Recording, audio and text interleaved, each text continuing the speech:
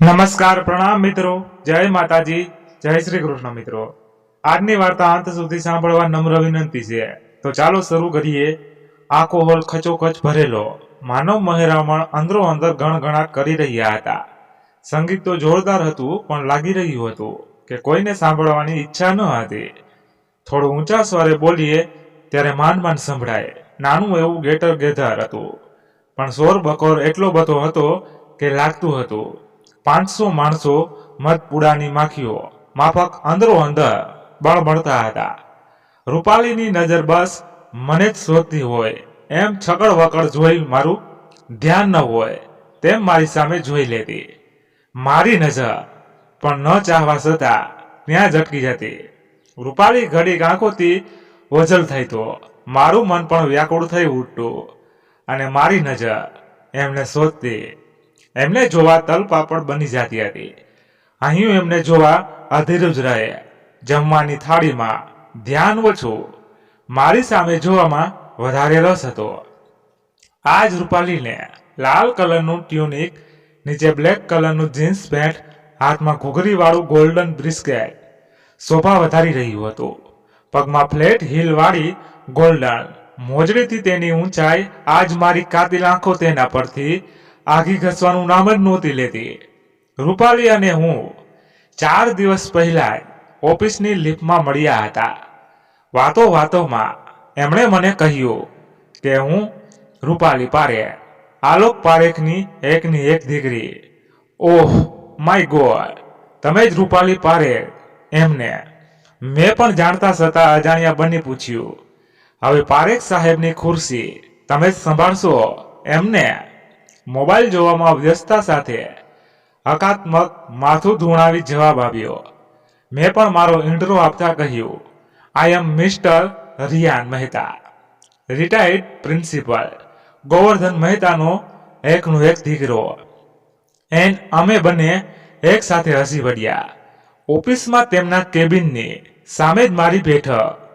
દિવસમાં જેટલી સેકન્ડ એ નવરી પડે એટલી મને જોવામાં કાઢે એવું મને લાગતું હતું કે એવું જ ખરેખર હતું। તે વાતનો ખુલાસો તો કરવો જ રહ્યો। આજ તો હિંમત એકઠી કરી રૂપાલીને પૂછી જ લેવું છે કે કોફી પીવા માટે મારી સાથે આવીશ? હું ઓફિસના સ્ટાફની નજર બચાવી એક સેલ્ફી કોર્નર તરફ ગયો। ત્યાં પહોંચી જોયું તો રૂપાલી આકુળ વ્યાકુળ થઈ મને શોધતી હતી। મેં કોલ જોડ્યો, રિંગ વાગી। સ્ક્રીન પર મારો નંબર જોતા જ જાણે કાળઝાળ ગરમીમાં કોઈ ઠંડુ પાણી પીવડાવે ને અહીં ટાઢક ઓળે એમ એની આંખને ટાઢક વળી। પણ અહીં આગ લાગી હોવાનું સાફ દેખાઈ રહ્યું હતું। મેં પણ એક ઝાટકે ગભરાયા વગર પૂછી લીધું। કોલમાં તો ના પાડી, પણ નજરો નીચી ઢાળીને શરમાઈને હા કરી ગઈ। હું ઊભો હતો, તે તરફ આવી। આલોક પારેખ શહેરના રહીશોમાં લિસ્ટમાં મોટા માણસ તરીકે મોટું નામ ધરાવનાર વ્યક્તિ, પણ લેશ માત્ર અભિમાનનો ભાર નહીં, એક સીધા સાદા વ્યક્તિમાં નામાંકિત વ્યક્તિ જ એમની ઓળખ। નાની ઉંમરે દીકરીને માથે ભાર આવે તો સમજદારી આવે એવું એમનું માનવું હતું। ઓફિશિયલ વર્ક રૂપાલી સંભાળી લેતા। તે કોઈ વખત ઓફિસ પર આવતા। એક જમાનામાં ગોવર્ધન મહેતાના ખાસ મિત્ર પણ હતા। તેથી જ મને મારી લાયકાત કરતા મોટો દરજ્જો આપ્યો હતો। મેં પણ એમના બિઝનેસને આગળ વધારવામાં મારો મહત્વનો ફાળો એમના નામે કરી દીધો હતો। મારા પપ્પા એમના જમાનામાં એક ઈમાનદાર સર્વશ્રેષ્ઠ શિક્ષકની યોગ્યતા મેળવનાર વ્યક્તિ તરીકે ઓળખાતા હતા। આલોક પારેખ સામે અમે બધી રીતે ખૂબ જ નાના હતા। મારા પિતાના અવસાન પછી ઘરની જવાબદારી મારા શિરે હતી એ હું ખૂબ સારી રીતે જાણતો હતો। આલોક અંકલે મને ડિગ્રી કરવા કહ્યું હતું, પરંતુ સમયને આધીન થઈ મેં diploma in computer engineering course કરી સમય સાચવી લીધો। હોલની બહાર નીકળતા જ મેં કારમાં બેઠા બેઠા જ દરવાજો ઓપન કરી કહ્યું, રૂપાલી, હું ઘરે ડ્રોપ કરી દઉં તો ચાલશે ને? કે ઓર પૂછ કારમાં બેસી દરવાજો બંધ કર્યો। અમે નાનપણથી સાથે ભણેલા એમનો રાખડી બાંધવાનો અસ્વીકાર પણ મેં કરેલો. આજ પણ એ વાતો યાદ કરીને અમે ખૂબ હસતા. ઘર ક્યારે આવી ગયું એ ખબર ન પડી. વાતોમાં કોફીની વાતો ભૂલી ગયા. ગાડીમાંથી ઉતરી વિન્ડો સીટનો કાચ નીચે કરતી રૂપાલી બોલી, કાલે કોફી પીવાશે કે નહીં ખબર નહીં, પણ સવારે વહેલા ઉઠીને તૈયાર રહેજે. આપણે આપણી જૂની યાદો તાજી કરીશું. આપણે આપણી જૂની સાયકલ રેસ કરીશું. જતા જતા મોટેથી બૂમ પાડી કહેતી ગઈ. અલાર્મ સેટ કરીને બંને સાથે સૂતા પોતપોતાના ઘરે બેડ પર. હજુ સુરત દાદાની સવાર ન થાય તો તે પહેલા તો બંનેના અલાર્મ રણકી ઉઠ્યા. બિડાયેલા કમળો ખીલવા થનગની રહ્યા હોય અને નદીનું શાંત પાણી સમાધિમાંથી ઉઠી પથ્થરોને ગળે વળગવા અધીરા હોય એમ બંને સુંદર આહલાદદાયક સવારના એકબીજાનો સાથ માણવા અહીં આમ લઈ સાયકલની રેસ માટે તૈયાર થયા. હે રિયાન, ચલ કમોલ, મને હરાવીને બતાવ. આજ પણ તું મને નહીં જ હરાવી શકે, પણ અહીંયા જીતવું કોને છે? હું તો તારી સાથે હારીને પણ જીતી જાઉં છું. અચ્છા, એવું તો શું જીત્યો? તારા ચહેરા પરની આ સ્માઇલ, તારી આ જીતીની ખુશી. અને ઓહ મિસ્ટર, હું રેસમાં નથી જોડાઈ. મારી અને તારી સાયકલ રેસમાં જોડાયા છે. યાદ રાખ, તે તો મને અને મારા મનને ક્યારે જીતી લીધા એ યાદ જ નથી. આલોક પારેખ અચાનક ઓફિસમાં એન્ટર થયા. બધા એમ્પ્લોઈઝ વાતોમાં મશગુલ હતા. કોઈને ખ્યાલ જ ન રહ્યો કે આલોક સાહેબ અંદર આવ્યા. આ જોઈ આલોક સાહેબે તો બધા એમ્પ્લોઈઝ પર ગુસ્સે થયા. એમના વિશ્વાસને ધક્કો લાગ્યો હતો. રૂપાલી આરવી સાથે કોલ પર વાત કરી રહી હતી. આરવી, તને ખબર છે, કાલ રિયાન મને કોફી પીવા બહાર લઈ જવાનો હતો, બટ મેં તેને રોક્યો અને કહ્યું કે નહીં, આપણે તો સાયકલ રેસ કરીશું. અને અમે સાયકલ રેસ કરી અને દર વખતની જેમ આજે પણ હું જ જીતી ગઈ. તું સાવ પાગલ છે. કોફી માટે કહ્યું અને તે ના પાડી. સાવ એટલે સાવ બુદ્ધુ છે તું. તને કાંઈ ખબર જ નથી પડતી. શું ખબર? એ તને પ્રપોઝ કરવા માટે જ કદાચ કોફી પીવા લઈ જવાનો હોય. તારી સાયકલ રેસ તો ફરી ક્યારે પણ થાય. હા, પણ વાતોમાં મેં મારા દિલની વાત કરી. એ સમજ્યો કે નહીં એ ખબર ન પડી. અચ્છા, તે શું કહ્યું? તે તો મને અને મારા મનને ક્યારે જીતી લીધા એ યાદ જ નથી. આ બધું મને એકલીને સંભળાતું હતું કે એ સાચે બોલતો હતો એ મને નથી ખબર યાર. આલોક અંકલે રૂપાલી અને રિયાન પૂર્ણ રીતે વિશ્વાસ મૂક્યો હતો કે પોતાની કંપની બંને સારી રીતે સંભાળી લેશે, પરંતુ હાલમાં ઓફિસની હાલત જોતા એમના મનને મોટો ધક્કો લાગ્યો. ઓફિસનો બધો કારભાર આલોક સાહેબે રિયાન અને રૂપાલીને સોંપી દીધો હતો. ઓફિસની આવી હાલત જોઈને આલોક સાહેબે રિયાનને અંદર આવવાનો આદેશ આપ્યો. હાલમાં રૂપાલી ઓફિસમાં ન હતી તો ત્યાં તેના કેબિનમાં આલોક સાહેબ બેઠા હતા. ત્યાં જ રિયાને ઓફિસના દરવાજાને ટકોરો માર્યો. પરવાનગી લેતા બોલ્યો, may I come in sir? Yes, come in. બેટા જો રિયાન, મેં તારા પર ભરોસો મૂકી આખી કંપની તને સોંપી છે અને તું જ આ કંપનીનો માલિક હોય એવા બધા નિર્ણય ફક્ત તને આપ્યા છે. જો તું બરાબર ન સંભાળી શકતો હોય તો મને કહી દે. કંઈક ખૂટતું હોય તે લાવી આપવાની જવાબદારી મારા સિરે જ રહેશે. પણ આમ ઓફિસે ટાઈમે આપણી ઓફિસ વર્કરો આમ આવી રીતે વાતોમાં મશગુલ હતા. તે જોઈ મને થોડું વિચિત્ર લાગ્યું અને દુઃખ પણ થયું. તો તને કહ્યું તો હવે આગળથી આ વાતનું ધ્યાન રાખવું જોઈએ. Okay sir. શું ઓકે સર? તું મને સર કહીને બોલાવીશ? થોડા ગુસ્સા સ્વરે પૂછ્યું. આજ તો અરે, તું મને પહેલેથી જે બોલાવે છે એ જ બોલાવો. કાકા જ બરાબર રહેશે. ઓકે. બીજા દિવસે પણ આલોક અંકલ ઓફિસ પર રેગ્યુલર ટાઈમે આવી ગયા. આ જો રિયાને નવાઈ લાગી. એમણે વિચાર્યું કે આલોક અંકલને જ પૂછી લઉં કે કામમાં મારી કંઈ ભૂલ થઈ. આલોક અંકલની ઓફિસમાં રિયાને પ્રવેશ કર્યો અને પરવાનગી લેતા કહ્યું, મે આઈ કમ ઇન સર? હા બેટા, સારું કર્યું તું જાતે જ આવી ગયો. હું તને જ બોલાવીને સમજાવવા માંગતો હતો કે અહીંનું કામ હું સંભાળી લઈશ. અંકલ આગળ કંઈ બોલે તે પહેલા રિયાન વચ્ચે બોલ્યો. કાકા, મારી કોઈ ભૂલ થઈ. માણસ પોતાની ભૂલો અને અનુભવમાંથી જ તો શીખે છે. હા બેટા, પણ મારી પૂરી વાત તો સાંભળ. હા બોલો અંકલ. અરે મુંબઈ મારા એક મિત્ર છે. એમની કંપની બહુ જ મોટી છે. ત્યાં તેમની દીકરી મીનાને તારે સપોર્ટ કરવાનું છે.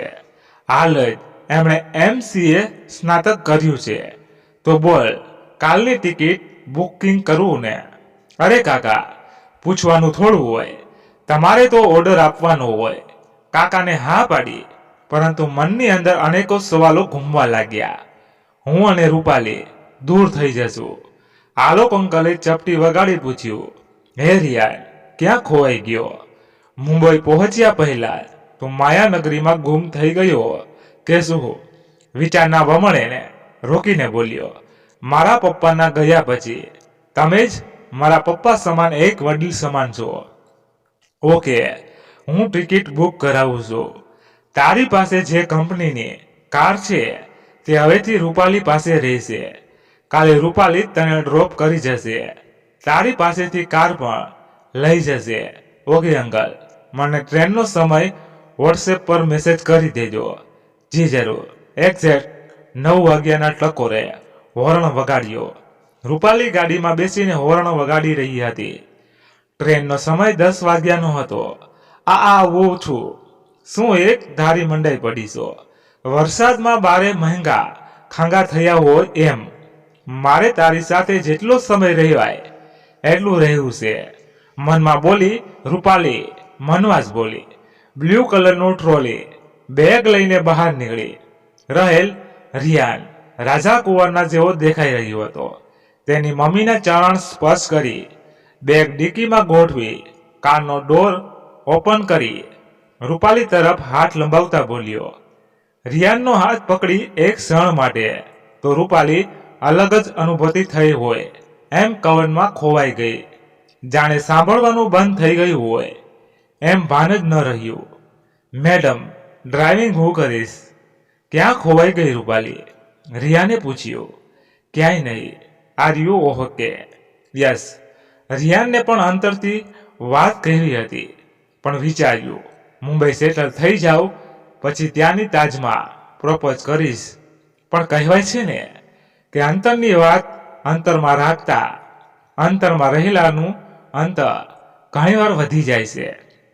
લોકલ ટ્રેનમાં ચિક્કાર મેદની સપનાઓ સાકાર કરવા ઉમટી પડ્યા હોય જાણે. મુંબઈ યંત્રવંત માનવ જેવું ચાવી ભરેલું રમકડું લાગ્યું.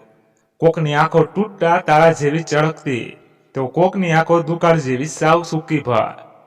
જાણે કે તેના સગડા સપના કોઈ સુનામીમાં ઢસડાઈ ગયા હોય. ગગનચુંબી ઇમારતોની હારમાળા ચારે તરફ જથ્થાબંધ, બસ જુદા જુદા માથા. કોઈ જુસ્સામાં, કોઈ ગુસ્સામાં, કોઈ ઝૂમે કે કોઈ ઝૂમે તો કોઈ ઝૂરે છે.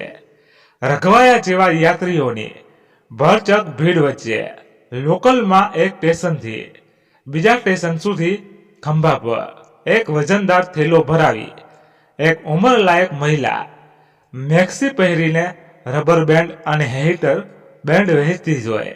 પેટની ભૂખ એ સંસારની સ્ટ્રેટ તાલીમ શાળા છે. મુઠ્ઠીભર માલે તુજારનો એક સમૂહ સેંકડો મજબૂત પણ મજબૂત મજદૂરના ભાવતોલ અને સોદાબાજી કરે અને ઘૂઘવતો સાગર ચૂપચાપ નિહાળ્યા કરે. આ સોદાબાજીના બાજીગરોને સાગર જોયા કરે. નિયમિત રોજ એક નવી ઘટના અને પછી એ સત્ય ઘટનાના ડૂબી જાય. તથ્યોના તળાવમાં ધૂળ માટી ભીડ ભાગદોડ, વિશાળ સડકો, ઝૂલતા મિનારા જેવા ફ્લાયઓવર્સ, ચળકતી ગગનચુંબી ઇમારતો, ચકાચોંધ રોશની રેલાવતા મહાકાય સાઇનબોર્ડ્સ, અનુપ ઈચ્છા પૂર્તિ માટે એક વૈશ્વિક ફલકનું બાજાર, મહાસાગરની મૂંઝવણ, સંધ્યા નિશા, શશી સિતારા સહે સરિતા નહે, દરિયા કિનારા સમસ્ત રિયાનને આ બધું અબોધ ભાવે નિહાળ્યા કર્યું. એમનું માથું ભારે થઈ ગયું હતું. તે શાંતિ ઈચ્છતો હતો, પણ અહીં એ શક્ય ન હતું. પ્રભાતમાંના પ્રથમ પ્રહરને લઈને છેક રાત્રિના અંતિમ પ્રહર સુધી બસ દોડવું અને દોડવું. જેટલું વિખરાયેલું છે એટલું વીંટળાયેલું પણ છે. ક્યારેક નિરાંતનો દમ ભરતું ભૂલ ભૂલામણી જેવું શહેર એટલે મુંબઈ. એક તરફ સૂર્યપ્રકાશ પણ માંડ પ્રવેશી શકે એવી સાંકડીથી પણ સાંકડી ગલીઓના દરવાજા પણ તોરણ જેવી દેખાય. સસ્મિત સિંકલની કતારો, ટ્રાફિક જામ અને ટેક્સી રોડ પર કોઈ ઋષિ મુનિ માફક ધ્યાનમાં બેઠા હોય તેમ આંખો બંધ કરી નમણા પર હાથ મૂકી રિયાન વિચાર કરતો હતો, ક્યાં જવું, કોને કોલ કરું. એટલામાં મોબાઈલમાં રિંગ ખિસ્સું ફફોડ્યું. મોબાઈલ બહાર કાઢતા પડી ગયો. મોબાઈલ હાથમાંથી લીધો ત્યાં રિંગ પૂરી થઈ ગઈ હતી. સ્ક્રીન પર જોયું, અનનોન નંબર હતો. બધા જ વિચાર સ્ટોપ કરીને એ ફ્રેશ થવા માંગતો હતો, પરંતુ અજાણ્યા શહેરમાં ક્યાં જવું સમજાતું નથી. ત્યાં ફરીથી રિંગ વાગી. પહેલા હતો તે જ નંબર પર થી કોલ આવ્યો હતો. ટુ કોલરમાં મોના રાવળ લખેલું હતું. કોલ ઉઠાવ્યો. સામે છેડેથી સમુદ્ર અવાજે, હેલો, ક્યાં છે તું? તારી ટેક્સી ક્યાં ઊભી છે? લોકેશન સેન્ડ કર, ડ્રાઈવર તને લેવા આવે છે. રિયાન હજુ એ અવાજથી એટલો પ્રભાવિત થયો હતો કે શું બોલવું, કઈ વાતનો જવાબ આપવો. તું સાંભળી, શું રિએક્ટ કરવું કઈ સમજી તે પહેલા કોલ કટ થઈ ગયો. મિસ મોના રાવળ લખેલું ઓફિસના બારણા સુધી. એક માણસ 10મા માળ પર મૂકી ગયો. રિયાન જેવો ઓફિસમાં એન્ટર થયો, સ્તન બંધ રહી જોતો રહી ગયો.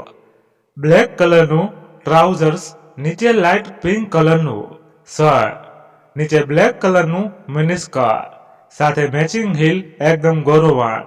મોટી અણીયાળી આંખો, એકદમ આકર્ષિત સ્ટેચ્યુ જેવી પાતળી પરમાર.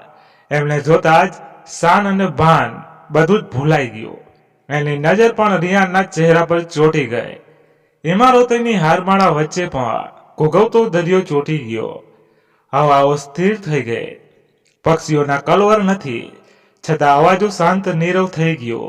રોડ પરના વાહનો થંભી ગયા.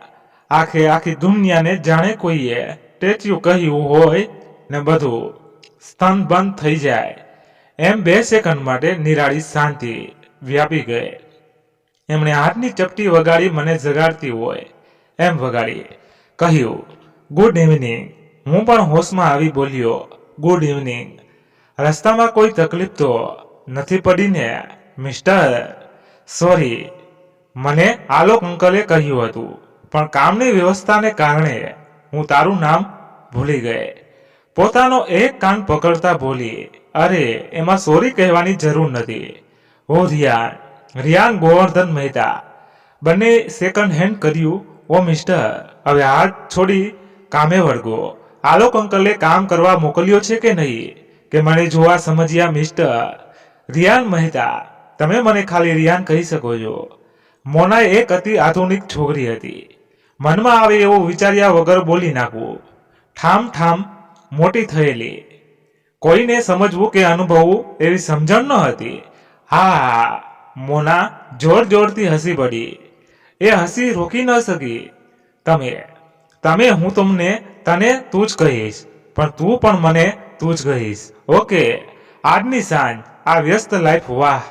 તે તો કમસે કમ કમોસમી વરસાદની જેમ ડાયરેક્ટ ધડાકો કર્યો. મને પણ આ મુંબઈની હવા લાગી ગઈ. એક જ દિવસમાં આટલી હવા જોકે ફૂગો ફૂટી ના જાય. બંને ખિલખિલાટ હસી પડ્યા. મોના દેખાઈ રહી છે એટલી સીધી નથી. ઓ મિસ્ટર રિયાન તો જલેબી જેવી છે. એમ ના, હું તો જીવત કેબલના ગુજડા જેવી છું. ભૂલથી હાથ અડાડીને તો જુઓ. ઓહો, એ સાચું કહી રહી હતી અને હું રમત સમજી રહ્યો હતો. આશરે રિયાનને 5 માસ જેવો સમય મુંબઈમાં આંખના પલકાની જેમ વીતી ગયો. રિયાન હોશિયાર હોવાથી ઓફિસમાં સેટ થઈ ગયો. આખી કંપની રિયાનને સંભાળવા મોના ફોર્સ કરી રહી હતી. રિયાન જવાબદારી સ્વીકારવા તૈયાર નથી એમ કહી રહ્યો હતો. યાર, મારે કેનેડા ફરવા જવાનું છે. તું કંપની બહુ સારી રીતે હેન્ડલ કરી શકીશ, માની જા ને પ્લીઝ. અચાનક આલોક અંકલનો કોલ આવ્યો. એમણે જણાવ્યું, તારી મમ્મીને હોસ્પિટલમાં દાખલ કરી છે. તારે અહીંની ચિંતા બિલકુલ નથી કરવાની. હું છું ને, બધું સંભાળી લઈશ. ઓકે અંકલ, મોના કેનેડા ફરવા જઈ રહી છે, નહીં તો હું એક આંટો મારી જા. ના, તું ઓફિસ સંભાળ, હું અહીં સંભાળું છું. બેટા, એક તરફ જાણે અંતરિક્ષને આંબવાના મનસૂબા લઈ મુકાબલો કરી, બીજી તરફ મમતા, વચ્ચે હું અમૃતમાં અટવાયેલો. મોનાને એરપોર્ટ પર ડ્રોપ કરી સીધો ઓફિસના સ્ટાફની એક ઇન્ટરવ્યૂ લેવામાં વ્યવસ્થાને કારણે સમયનું ભાન જ ન રહ્યું. ક્યારે સાંજ પડી ગઈ ખબર જ ન રહી. એટલામાં એમની બહેન રશ્મિનો કોલ આવ્યો. એમણે પણ મમ્મીના સમાચાર આપતા કહ્યું, તું ધક્કો ન ખાતો, અમે સંભાળી લેશું. રિયાને કોલ જોડાયો રૂપાલીને. મમ્મીની હાલત કેમ છે? વાહ મિસ્ટર, આજે યાદ આવી અત્યાર સુધી ક્યાં હતો? રૂપાલી, મારે બહુ કામ છે, પ્લીઝ મસ્તી નહીં. હા હવે તો અમે થોડા યાદ આવીએ, થોડી રિસાયેલી બોલી. રૂપાલી, તું બહુ સમજદાર છે એટલે તને કોલ કર્યો. ઓહ, એટલે તારો અવાજ સાંભળવા મારે હોશિયાર હોવું જરૂરી છે એમને? ના, મારી પૂરી વાત તો સાંભળ. હા બોલ, મમ્મીની તબિયત કેમ છે? થોડી વાર પહેલા આલોક અંકલનો કોલ હતો, પછી દીદીનો. બંને એવું કહેતા હતા કે સારું છે, પણ એમના અવાજ પરથી લાગતું હતું કે એ બંનેની હામાં કંઈક મર્મ છુપાયેલ દેખાય છે. ના ના ના, તું ચિંતા ન કર, હું છું ને દેખરેખમાં. હું તને કોલ કરીને સમાચાર આપતી રહીશ. રૂપાલી જાણતી હતી છતાં એક શબ્દ ન કહી શકી. એને ખબર હતી કે એમની મમ્મી માટે રિયાન ખૂબ પોઝિટિવ છે. એમને ખબર પડી કે રાધા માસીને બ્લડ કેન્સર છે, તો એ કામ પણ બરાબર નહીં કરી શકે અને મુંબઈથી પરત ફરશે. જો આવું કરશે તો હોસ્પિટલનો ખર્ચ કેવી રીતે ભરશે? આવા અનેક સમુદ્ર જેવા વિચારો કરવા લાગી. હેલો હેલો, ક્યાં ખોવાઈ ગઈ? સાંભળતી નથી? રિયાન બોલ્યો. અરે બોલ, ભાનમાં આવતા બોલી. હું અને તારી બધી બહેનો એમને વારા પરથી દેખરેખ રાખીએ છીએ. તું અહીંની ચિંતા છોડી ફક્ત અને ફક્ત કામ પર ફોકસ કર. અપડેટ્સ આપતી રહીશ. ઓકે ઓકે, ચલ કોલ કરી દેજે. હા બાય બાય. વિધિની વક્રતા કોણ ટાળી શકે? ચાર બહેનો બાદ એકનો એક દીકરો, બધાને ભણાવી ગણાવીને મોટા કર્યા. દીકરો પગભર થયો ત્યાં મંદવાડે ભવડો લીધો. બાપને બેસવાના દિવસો આવ્યા ત્યાં તેણે પ્રભુની સેવામાં વાટ પકડી. રાધાબેન અને ગોવર્ધનભાઈની જિંદગી આમ જ હડસેલે હાલી. હવે રિયાન કોલ પર વાત કરવા પણ નવરો ન થતો, એટલો બીજી થઈ ગયો હતો. રૂપાલી ઘણી વખત કોલ કરતી, પરંતુ રિયાન કામમાં વ્યસ્ત છું એમ કહી દે. ઘરે આવજે, મારે તારું બહુ ખાસ કામ છે કહી મોનાએ તુરંત જ કોલ કટ કરી નાખ્યો. પણ મારી વાત તો સાંભળ, મારી પાસે બિલકુલ સમય નથી. પોકેટમાં હાથ નાખતા રિયાન બોલ્યો. રિયાનના ચાહવા ન છતાં મોના આલિશાન બંગલે જતા જતા વિચારો તો રહ્યો, શું કામ હશે નોકરીમાંથી, અને માથું ધૂણાવી મનને શાંત કરતા ખુદને જ કહી રહ્યો હોય, એમ નેગેટિવ શા માટે વિચારવું? બી પોઝિટિવ, જેવું વિચારીએ એવું જ થાય. એટલામાં તો મોનાનું ઘર નહીં, ઘર કોને કહેવાય? જ્યાં વ્યક્તિઓ એકબીજાની લાગણીઓ ભળી જતી હોય. બાકી એકલતા હોય ત્યાં મકાન જ કહેવાય ને. જોતામાં મોનાનું મકાન આવી ગયું. આટલો આલિશાન બંગલો પહેલી વાર જોઈ રિયાનનો તો હોશ જ ઉડી ગયા. રિયાન મોનાની રૂમમાં દાખલ થયો. રજવાડી ઠાઠ સાથે બેડ પાસે 3 હાથી વાળી આકૃતિઓની સજગ ટીપોએ હાથ અડાડો ત્યાં છાપ પડે એટલું ચોખ્ખું. તેના પર વિસ્કીની બોટલ, બાજુમાં 2 ગ્લાસ બરફ, ક્યુબની પેટી, નાસ્તાની પ્લેટ સરસ રીતે ગોઠવાયેલી પડી હતી. આવું મોનાએ આવકાર્યો કર્યો. એના મોંમાંથી વિસ્કીની ગંધ આવી રહી હતી. રિયાન તો આ જઈ હકો બકો રહી ગયો. યાર મોના, શું છે આ બધું? મને આ ટાઈમે અહીં શા માટે બોલાવ્યો છે? લથડિયા લેતી માંડ ચાલી એ રિયાન તરફ આવી. પડવા જાય એ પહેલા રિયાને બંને હાથથી પકડી લીધી. મોનાના મોં પાસે એકદમ મોં નજીક આવી જતા મોનાનો ગોરો ચહેરો પણ હળવો સ્પર્શ અનાયાસે થઈ ગયો. પોતાની જાતને સંભાળવાતો રિયાન દૂર થવા જાય તે પહેલા જ મોનાએ પડતી પડતી બચાવવા પકડી પડી. 3 દિવસ પછી સમાચાર પેપરમાં હેડલાઇન્સ: હર્ષદ રાવલની પુત્રી મોનાના લગ્ન તેની કંપનીના એમ્પ્લોયર રિયાન મહેતા અને સાથે સીઓની પોસ્ટ પર. વાંચતા વાંચતા રૂપાલીની આંખમાં આંસુ આવી ગયા હતા. આ બધું રિયાનની બેન સારિકા સામે બેઠી બેઠી જોઈ રહી હતી. સમાચાર વાયુ વેગે પથરી ગયા. બીજી તરફ રિયાની મમ્મીને રિકવરીમાં કોઈ એંધાણ દેખાતા ન હતા. અચાનક આવા સમાચાર સાંભળીને થોડી વિચાર કરી મનને મનાવી લીધું હશે. દીકરાને ગમ્યું તે કર્યું. આખા રાજકોટ શહેરમાં ખબર હતી કે રૂપાલી માટે રિયાન અને રિયાન માટે રૂપાલી શું હતા. પરંતુ કહેવાય છે ને કે સમય બડા બલવાન. રૂપાલી પણ અણધારીએ આવા ન્યૂઝ વાંચી શોક્ડ હતી. શું કરવું શું ન કરવું કંઈ સમજાતું ન હતું. પરંતુ સમને માન આપી જીવ્યા વગર છૂટકો ન હતો. સાગર કર્યા કરે આત્મમંથન અને ગળી જાય શેષ. વિષને મુંબઈના સાગરનું 2-in-1 વર્ઝન ગમે તે શાંત અને ઘોંઘાટને સંગમ. હોસ્પિટલના રૂમની બહાર રૂપાલી ટેબલ પર બેઠી બેઠી વિચાર કરતી હતી કે હું અહીં શા માટે, કોના માટે, ક્યાં સંબંધે, કે ફક્ત માણસાઈ માટે. અચાનક મોબાઈલની રિંગ વાગી. સ્ક્રીન પર રિયાન. રિંગ પૂરી થઈ. આંસુની સાવરણી ફૂટી પડી. ફરીથી રિંગ વાગી. આ વખતે કોલ રિસીવ કરી. માંડ બોલી શકી, હેલો. ત્યાં તો મોંમાં ડૂમો બાજી ગયો. એક નીરવ શાંતિ છવાઈ ગઈ. થોડી વાર સુધી બંને તરફ શાંતિ છવાયેલી રહી. રિયાને મૌન તોડતા પૂછ્યું, કેમ છે? રૂપાલીની આંખોમાંથી અશ્રુ પ્રવાહ વહી જતો હતો. પરંતુ એ ખાસ ધ્યાન રાખ્યું કે રિયાન ન જાણી જાય. પણ વેદના બંને તરફ સરખી હોવાથી બંનેને અંદાજ આવી ગયો હતો. બંનેની વ્યવસ્થાઓ શું છે? ઠીક શું? તું કેમ છે? રૂપાલી માંડ બોલી શકી. મમ્મીની તબિયત પૂછવા માટે કોલ કર્યો હતો. હા, બીજો કોઈ સેતુ પણ હવે આપણી વચ્ચે નથી રહ્યો. રૂપાલી મનમાં જ બોલી. ઘણા સવાલો પૂછવા હતા, પણ હવે એ અધિકાર કદાચ ખોઈ બેસીશું. અથવા તો અધિકાર રહ્યો જ નથી. કાં તો હું પહેલેથી જ બાકાત હતી કે ભૂલથી ભૂતકાળમાં તારી સાથે ભવિષ્યના સપના કંડારી બેઠી હતી. નિશબ્દ રહી રૂપાલી, વિચારતી રહી. બીજી તરફથી ક્યારે કોલ કટ થઈ ગયો એ પણ ભાન ન રહ્યું. દીકરીની વેદના જોઈ આજે આલોક પારેખ પણ વિષમયતા વિસરી ગયા.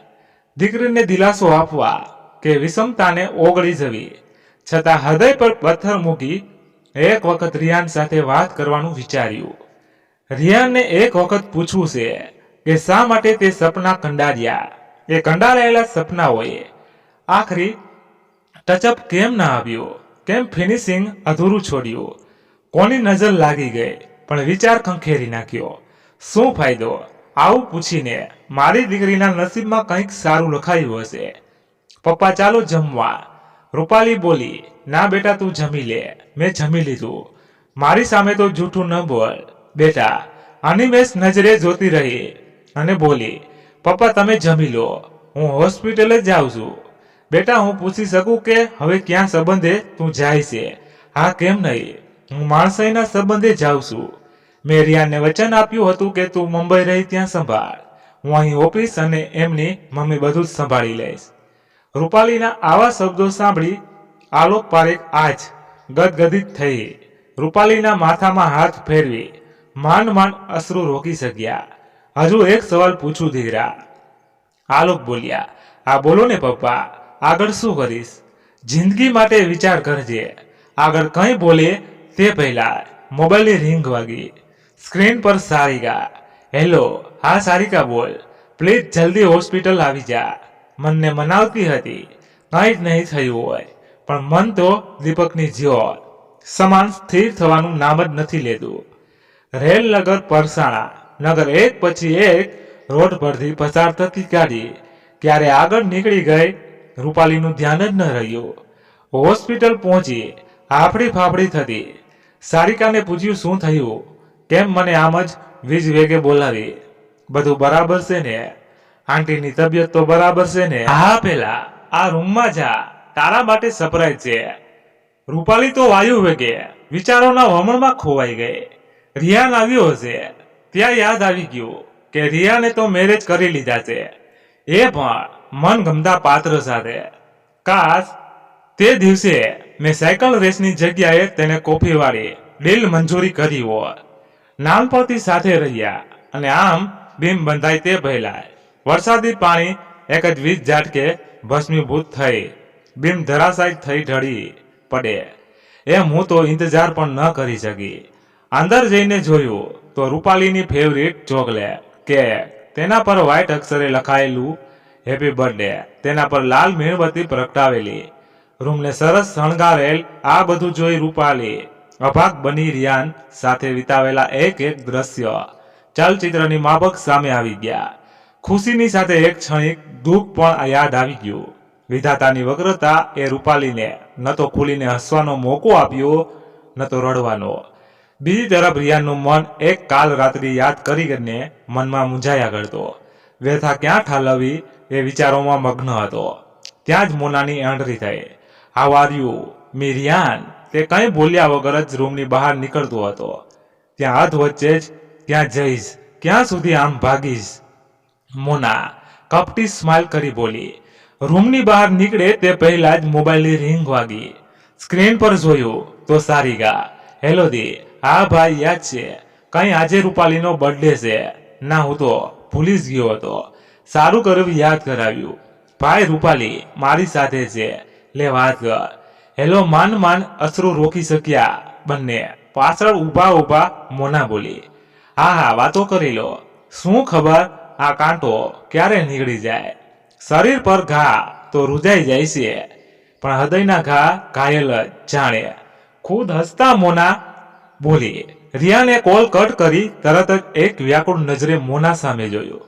તે પણ લડી લેવાના મૂડમાં હતી, પરંતુ રિયાન પોતાની જાતને શાંત રાખી વિધાતાની વક્રતાને જોયા કરતો. ધીમે ધીમે સમય વીતતો ગયો. આશરે 5 મહિના વીતી ગયા હતા. ઓફિસમાં પ્રવેશતા જોયું તો આલોક પારેખ એમની સામેની ચેરમાં બેઠા બેઠા રાહ જોઈ રહ્યા હતા. અરે અંકલ, આમ અચાનક આગોતરી જાણ કરી હોત તો હું તમને લેવા આવી જા.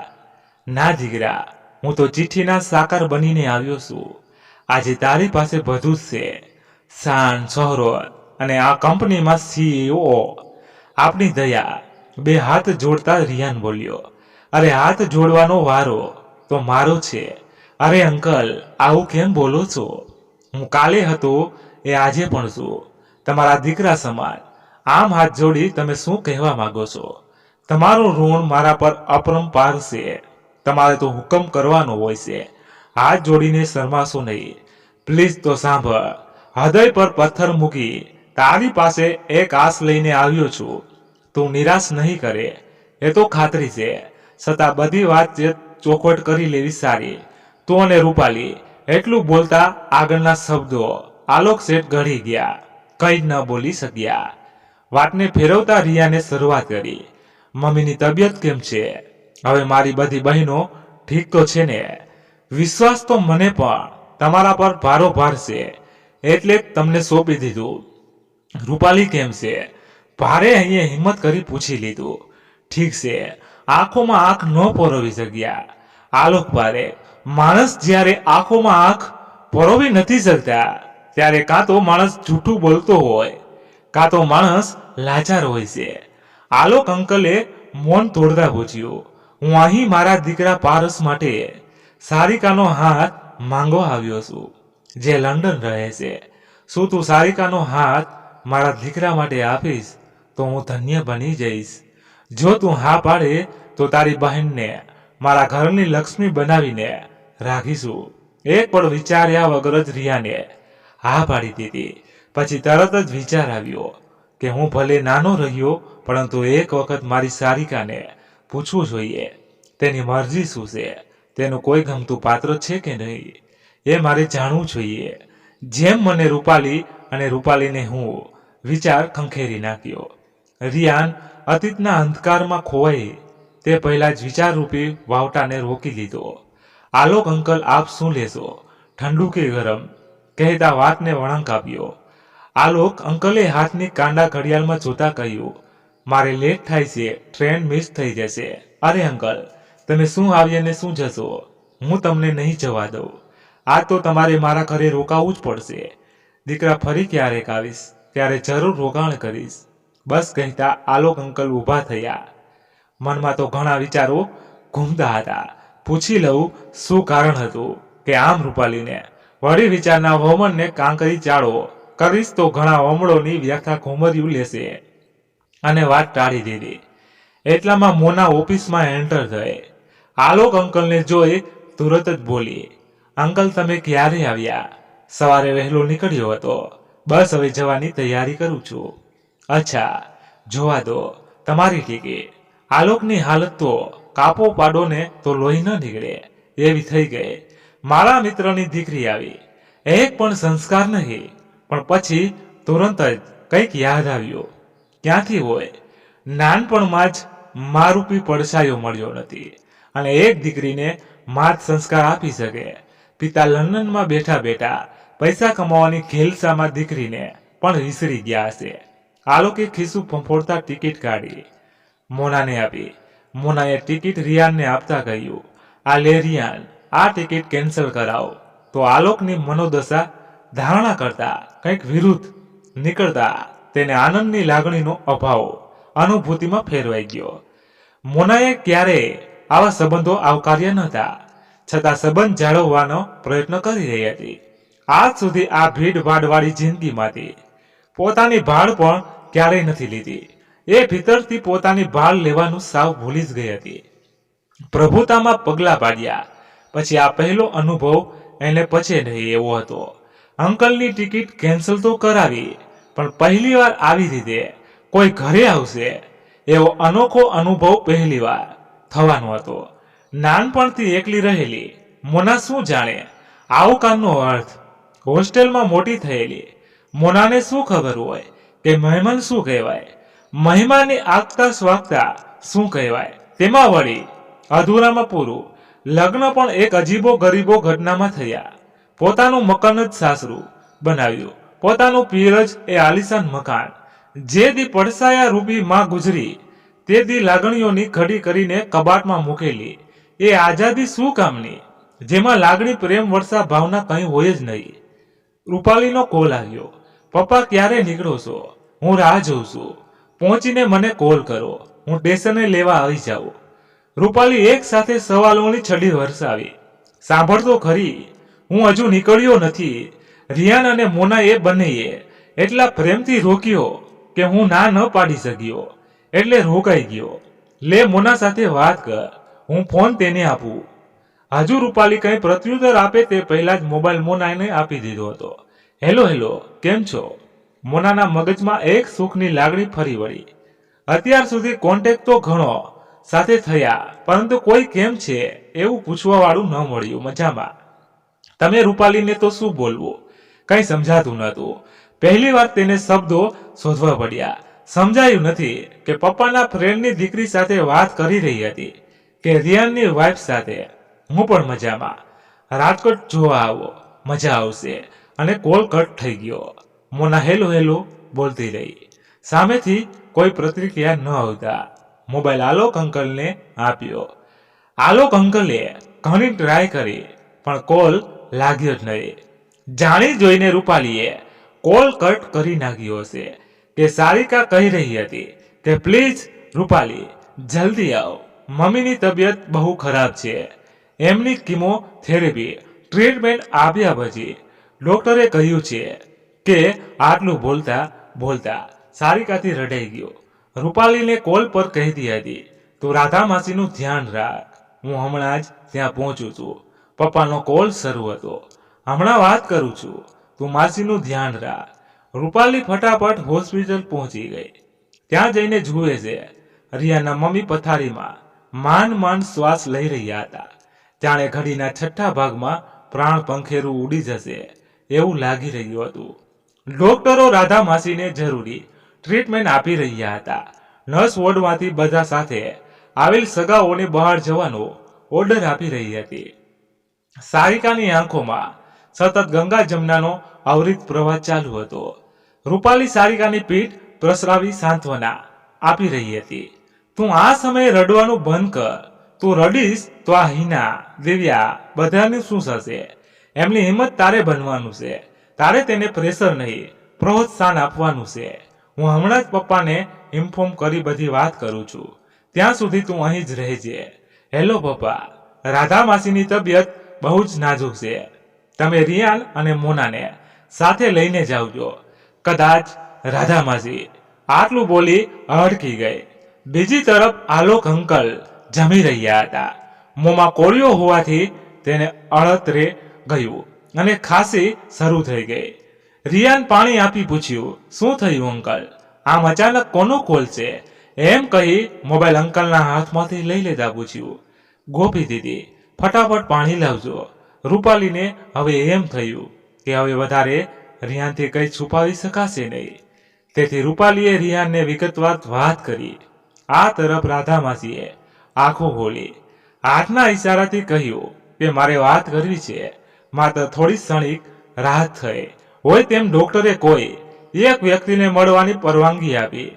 તેથી સારિકા તેની મમ્મી સાથે વાત કરી રહી હતી. કંઈક સમજાવી રહી હોય એવું પ્રતીત થઈ રહ્યું હતું. એ બહાર ઉભેલી રૂપાલી જોઈ રહી હતી.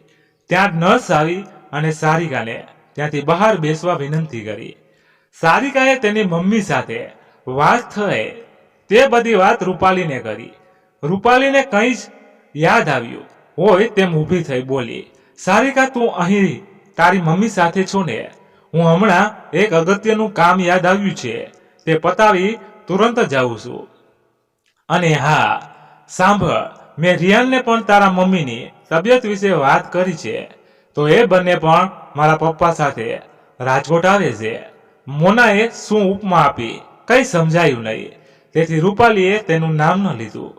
રૂપાલી પોતાના ઘરે જઈ પોતાનો કબાટ ફંફોડવા માંડી, પણ ન મળતા ખબર નહીં આજ બધું ગુસ્સો કરી પોતાના કબાટને પછાડી રહી હતી. બધા કપડાં અસ્તવ્યસ્ત કરી આખા ઓરડામાં કરી મૂક્યું હતું. ટેબલ પરનો ફ્લાવર પોટ જોરથી ફૂગ્યો હોવાથી પોટના ફૂલો આખી રૂમમાં ફેલાયેલા હતા. પોતાનો મેકઅપનો સામાન ની લિપસ્ટિક રેલાયેલી પડી હતી. પોતાના બંને હાથ પોતાના નમળે રાખી બેડ પર બેઠી હતી. હું નહીં આવું કહ્યું ને તને એક વખત. બંને જતા રહેશું તો ઓફિસ વર્ક બધું જ અટવાઈ જશે. મોના રિયાન પર ગુસ્સો કરી મોટેથી કહી રહી હતી, પરંતુ છતાં રિયાન એકદમ શાંતિથી વાત કરતો હતો. આ બધું આલોક અંકલ સાંભળી રહ્યા હતા. તેને ખૂબ જ અસંભવિત અને આંચકો લાગ્યો કે મોના રિયાન સાથે આવું વર્તન કરે છે, છતાં રિયાન કેમ શાંત છે? પ્રત્યુત્તર કેમ શાંતિથી આપતું હશે? એવી શું મજબૂરી હશે? કોઈ કારણસર રિયાને મોના સાથે આમ અચાનક લગ્ન કર્યા હશે. આલોક અંકલ વિચારતા વિચારતા સોફા તરફ જઈ સોફા પર બેસી ગયા. મુંબઈથી રાજકોટની તાત્કાલિક બુકિંગ કેમ નહીં થાય? રિયાન ફોન પર પૂછી રહ્યો હતો.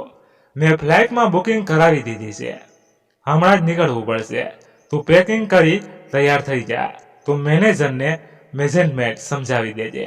હું ગોપી દીદીને ઘરકામ સમજાવી પછી તુરંત ત્રણેય નીકળીએ. મોનાએ રિયાનને વિગત સમજાવતા કહ્યું. આ સાંભળી ફરીથી આલોક અંકલ ચોંકી ગયા કે હમણાં રિયાન પર ગુસ્સો કરતી હતી તે જ મોના છે કે કોઈ બીજી. ત્રણેય રાજકોટ એરપોર્ટ પર ઉતરી નક્કી કર્યું કે હાલ મમ્મીની તબિયત વધુ લથડતા હોસ્પિટલ પહોંચી જવું જોઈએ. તો પ્રભુતામાં પગલા પડી પહેલી વાર આવ્યો છે તો તારે ઘરે જવું જોઈએ. આલોક અંકલ બોલ્યા. ના, હું ઘરે નહીં જાઉં, રિયાન બોલ્યો. આ સાંભળી આલોક જરાક ગુસ્સાના ભાવ સાથે બોલ્યા, તું મારું પણ હવે નહીં માને. મારો મતલબ છે કે પેલા અમે મમ્મી પાસે જઈશું. આ સાંભળી મોના એકદમ ગુસ્સે થઈ બોલી, નહીં, હું તો ઘરે જઈશ. મોનાને હોસ્પિટલમાં નહીં પણ ઘરે જવું હતું. તેને ઘરે જઈને લગ્નમાં થતી એક વિધિઓ રસમ માણીને મહેસૂસ કરવી હતી. એને હોસ્પિટલ નહોતું જવું. એનો એવો ઈરાદો બિલકુલ નથી કે કોઈના દિલને ઠેસ પહોંચે. ત્રણેય છૂટા પડ્યા. રિયાન હોસ્પિટલ, આલોક પારેખ એમની ઓફિસ અને મોનાને ઘરે જવા રવાના કરી. રિયાન લાંબા સમય પછી પોતાની બીમાર માં અને બહેનોને મળ્યો. સારિકાને પૂછ્યું, રૂપાલી ક્યાં છે? ખબર નથી ભાઈ, અત્યાર સુધી તો અહીં જ હતી. હમણાં એક અગત્યનું કામ પતાવીને આવું, એમ કહીને થોડી વાર પહેલા જ તે ગઈ. રિયાને રૂપાલીને કોલ જોડ્યો. યાર ક્યાં છે તું? હું આવી ગયો. આપણા રાજકોટમાં, એકદમ ખુશી જતાવતા બોલ્યો. કોઈ પોતાનું અંગત દિલથી વાત શેર કરે એમ રિયાને રૂપાલીને કહ્યું. રૂપાલીનો કોઈ પ્રત્યુત્તર ન મળતા તે કોલ કટ કરી સીધો બાઇક લઈને રૂપાલીને લેવા રૂપાલીના ઘરે પહોંચી ગયો. રૂપાલી જોર જોરથી બૂમો પાડીને તેની કામવાળી બાઈને કહી રહી હતી, તમારાથી સરખું એક કામ નથી થતું. રૂપાલીને આટલો ગુસ્સો કેમ આવે છે? પહેલી વાર રૂપાલીને ગુસ્સામાં જોઈ રિયાનથી ન રહેવાયું અને બોલ્યો, ઓય રૂપાલી, કેમ આટલો ગુસ્સો આવે છે? તારું આ રૂપ પહેલી વાર જોયું. રિયાને જોઈ રૂપાલીને વધુ ગુસ્સો આવ્યો, પણ પોતાની જાતને કાબુમાં કરીને બોલી, તું ક્યારે આવ્યો? ફક્ત ફીકું હસીને પૂછ્યું.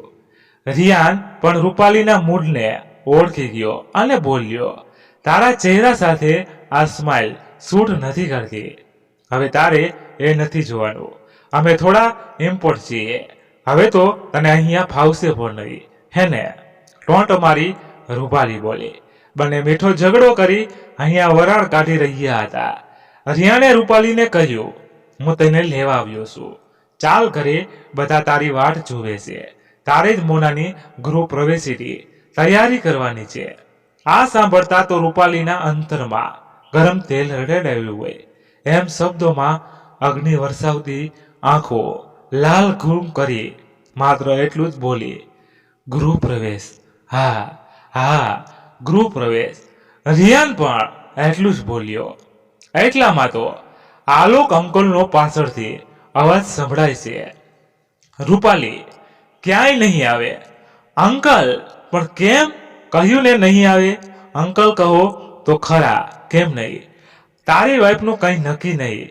ક્યારેક મારી નાજુક પરીનું દિલ તોડી નાખે. પણ અંકલ વચ્ચે વાત કટ કરતા રિયાન પૂછે છે, અંકલ મારી વાત તો સાંભળો પ્લીઝ, મને એક મોકો તો આપો સફાઈ આપવાનો. અંકલ ખૂબ જ ગુસ્સે હતા. તેમણે રિયાનને આંગળી સીધી દરવાજો બતાવતા કહ્યું, આ તરફ દરવાજો છે. રિયાનને તો કાપો પાડો ને તો લોહી ન નીકળે એવી હાલત થઈ ગઈ. પગ અને અવાજ બંને ઉપડતા બંધ થઈ ગયા. એક ક્ષણ માટે તો વીજળીના તારનો ઝટકો લાગે એવો આંચકો લાગ્યો. ગળે ડૂમો ભરાઈ ગયો. માના સમાચાર સાંભળ્યા ત્યારે પણ આ ઝાટકો નથી લાગ્યો એવો લાગ્યો. પરિસ્થિતિનો ખ્યાલ આવતા આલોક પોતાની જાત પર અને ગુસ્સા પર કાબુ કર્યો અને ઘરની હાલત જોઈ પૂછ્યું, બેટા તે આ શા માટે કર્યું છે? મને જણાવીશ? રાધા માસી સારિકાને કહી રહ્યા હતા કે તેમનું ખાનદાની હાથનું પાટલું છે તે મોનાને પહેરાવે. જ્યારે ગૃહ પ્રવેશ કરે ત્યારે તો મને મમ્મીની બહુ યાદ આવી ગઈ અને હું ફટાફટ ઘરે આવી ગયો. જોયું તો કબાટમાં ફક્ત એક જ પાટલું હતું અને મોનાએ પણ મારો હક છીનવી લીધો. એવો ખ્યાલ આવતો થોડો વધારે ગુસ્સો આવ્યો. હું તને કહેવાનું ભૂલી ગયો કે હું મુંબઈ ક્યાંથી કામથી ગયો હતો. હું પારસની સગાઈ નક્કી કરવા ગયો હતો. શું વાત છે પપ્પા, તમે તો કમાલ કરી નાખી હો. શું કહ્યું છોકરીવાળાએ? હા પાડી. તાળી પાડતા પાડતા પૂછ્યું, નક્કી જેવું જ સમજને દીકરા. શું નક્કી જેવું? પહેલા પારસને પૂછ્યું. એમાં પારસને શું પૂછવાનું હોય? આલોક બોલ્યા, વાહ વાહ પપ્પા, કઈ દુનિયામાં જીવો છો? આજકાલ પેલું લીવ ઇન રિલેશનશીપ જેવું કંઈ ખબર છે? હા પણ એવું મારો પારસ ન કરે હો. અચ્છા માની લો ન કરે, પણ છોકરી કોણ છે એ તો કહો. મનમાં મરક મરક મરકાતા બોલ્યા સારિકા. એ સારિકા પપ્પા? સારિકા રિયાનની બેન સારિકા? હા હા એ જ આપણી સારિકા. પપ્પા તો મારી મમ્મીનું પાટલું તમે લઈને ગયા હતા એમને? હા બેટા. બીજી તરફ રિયાનના ઘરે આસોપાલવના તોરણ બંધાયા છે. થાળીમાં કંકુ પગલા પાડવા કંકુ ઘોળાયા છે. ગૃહ પ્રવેશ માટે એક લોટીમાં ચોખા કંકુ ભરાયા છે. મમ્મીની ગેરહાજરી ન રહે તે માટે રિયાને વિડીયો કોલ ટેબલ પર ગોઠવણી કરી છે. તો મોનાએ લાઈફમાં પહેલી વાર આ બધું જોઈ અલગ જ ફીલ કરી રહી હતી. દિલમાં જીવી લેવાની જીજીવિષા વધી ગઈ હતી. ગેટ તરફથી ગાડી અંદર પ્રવેશી. મોના દુલ્હનના કપડામાં સજન ખૂબ અતિ સુંદર લાગી રહી હતી. એટલામાં પૂરજોશમાં બીજી એક ગાડી આવી. ફટાફટ ગાડીના બારણા ઉઘડ્યા. બધાની નજર એક તરફ ગઈ. રિયાન તો ચોંકી ગયો. આવકાર આપવો કે હળધૂત કરવું કઈ સમજાતું ન હતું. બધા જ રિયાન સામે તાકી રહ્યા. રિયાન શું રિએક્ટ કરશે? ગાડીના બારણા ઉઘાડ્યા. આલોક એને રૂપાલી બંને તેના ઘરે આવેલ પ્રસંગને વધાવવા. રિયાને વિચાર્યું કે આલોક અંકલ ન હોત તો હું આટલી મોટી પોસ્ટ પર ન હોત. મુંબઈની આટલી મોટી કંપનીમાં હું સીઓ તો ફક્ત આલોક અંકલના કારણે છું. રિયાન એક શબ્દ ન બોલી શક્યો. ઉલટાનું તેણે આલોક અંકલને વધારે સન્માનથી બોલાવ્યા અને કહ્યું, આવો મારા ઘરનો આ પ્રસંગ તમારા વગર અધૂરો છે. હા રિયાન, મારા ઘરે જે થયું તેની માફી માંગુ છું. આલોક અંકલ બે હાથ જોડીને બોલ્યા, અરે અરે અંકલ પ્લીઝ તમે આમ ન કહો. તમે આમ કહી મને પાપનો ભાગીદાર ન બનાવો. થોડા દિવસોમાં તો મોના દૂધમાં સાકર ભળે તેમ ભળી ગઈ. એકલી ઉછેરેલી મોનાને જાણે સ્વર્ગ મળી ગયું હોય તેવી ખુશી મળી. રિયાનની મમ્મી પણ મોનાની સાદગીથી પ્રભાવિત થઈ. ધીમે ધીમે રિકવરીના એંધાણ વર્તાઈ રહ્યા હતા. આશરે 6 મહિના વીત્યા હશે. મોનાને એકદમ સખત તાવ આવ્યો. મોના અને રિયાન વાતો કરી રહ્યા હતા. હવે મારે ઘરે હવે બધાને વાત કરવી જ પડશે. પ્લીઝ મોના માની જાને. નહીં રિયાન, પ્લીઝ ઘરે કોઈને કાનો કાન કંઈ ખબર ન પડવી જોઈએ. સારિક અચાનક આવી રિયાન અને મોનાની વાતો બહાર ઊભી ઊભી સાંભળી રહી હતી. એ તો સાંભળીને ખુશ થઈ ગઈ. તેને તો બધાને કહી દીધું કે રિયાન અને મોના આવી વાતો કરી રહ્યા હતા.